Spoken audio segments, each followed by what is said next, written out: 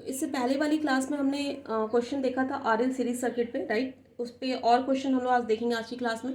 तो आपको एक ये क्वेश्चन दे रखा है कि a coil having a resistance of 10 ohm and inductance of 2.15 milli henry, right.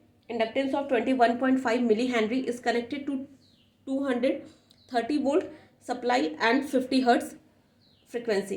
Then you have to find the current, phase angle, power factor और power. तो कैसे करोगे? करंट फाइंड आउट करने के लिए आपको क्या होता है, क्या करना पड़ता है? आरएल सर्किट में मैंने क्या बताया था आपको, करंट कैसे फाइंड आउट करते हो? क्या होता है यहाँ पे करंट का आपका फॉर्मूला क्या होता है? I इक्वल्स टू क्या हो जाएगा आपका V अपॉन जेड, और जेड आपका क्या होता है बताओ? जेड आपका क्या हो जाएगा?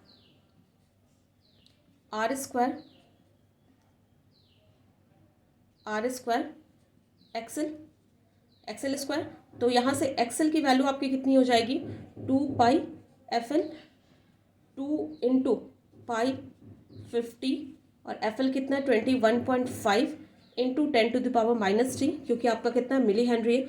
जब आप इसे सॉल्व करोगे तो आपका कितना आएगा वैल्यू? 2 × 3.14 इंटू 50 इंटू 21.5 इंटू 10⁻³ कितना आ रहा है आपका? 6.751 हेनरी, राइट। यह आ गया। उसके बाद आपको क्या करना होगा?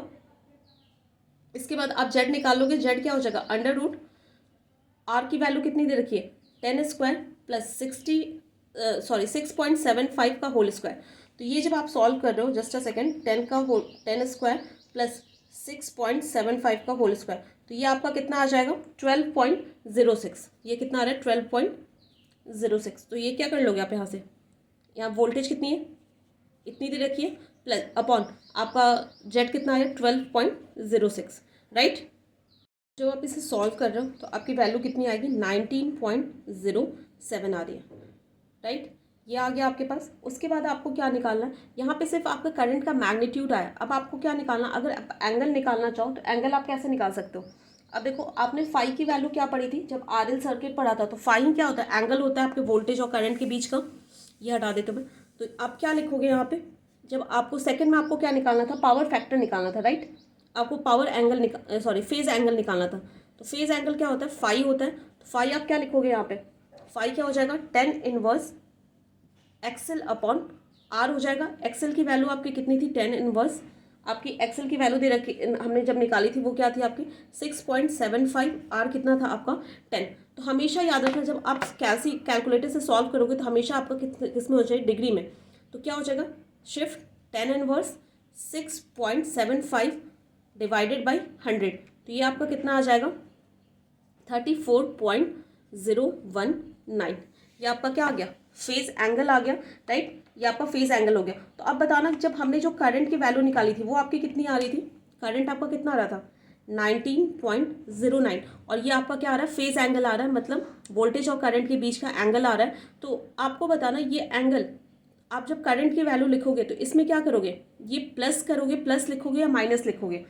बताओ। ये प्लस लिखोगे माइनस लिखोगे, क्योंकि जब इंडक्टर के केस में जो आपका जो करंट होता है वो वोल्टेज से क्या करता है? लैग करता है। तो आपको अगर एंगल के साथ लिखना होगा तो क्या हो जाएगा? Minus 34.019, right. इससे पहले वाले क्वेश्चन में मैंने सॉल्व कराया था आपको। तो ये हो गया। उसके बाद हमें क्या निकालना है? आपका फेज आपको निकालना है cos फाई, मतलब पावर फैक्टर निकालना है। तो पावर फैक्टर कैसे निकालेंगे हम लोग?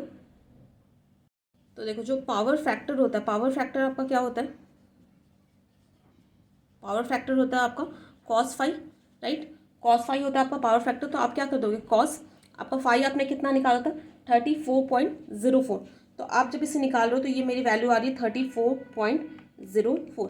तो इसकी वैल्यू आपकी कितनी हो जाएगी?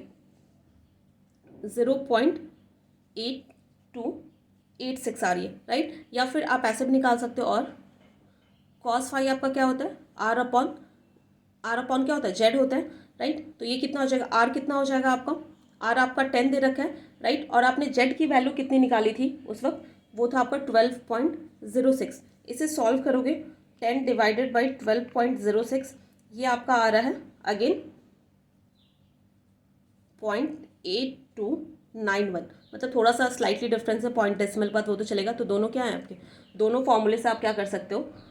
आपका आंसर निकाल सकते हो। जो फोर्थ था आपका, ये थर्ड था, फोर्थ में आपको क्या निकालना था, आपको पावर निकालना था। पावर क्या होता है, V I cos phi, right. V आपका कितना था 230 इंटू आपका करंट कितना था 19.07 शायद से, इंटू कॉस फाइव कितना आया 0.8286, राइट। ये आ गया। तीनों को जब हम मल्टीप्लाई करोगे तो कितना आ रहा है, तो ये आपका आ रहा है 3634.57 वॉट, राइट। तो इस तरीके से आप क्या कर सकते हो, अगर आपके पास कोई भी क्वेश्चन हो तो आप आरएल मतलब आरएल सीरीज सर्किट का कैसा भी क्वेश्चन है तो ऐसे क्वेश्चंस को आप इस तरीके से सॉल्व कर सकते हो, राइट। तो इस पे और भी क्वेश्चंस हम लोग 5-6 क्वेश्चंस देखेंगे ताकि आपका प्रैक्टिस हो जाए। तो नेक्स्ट वीडियो लेक्चर में हम लोग वो देखेंगे।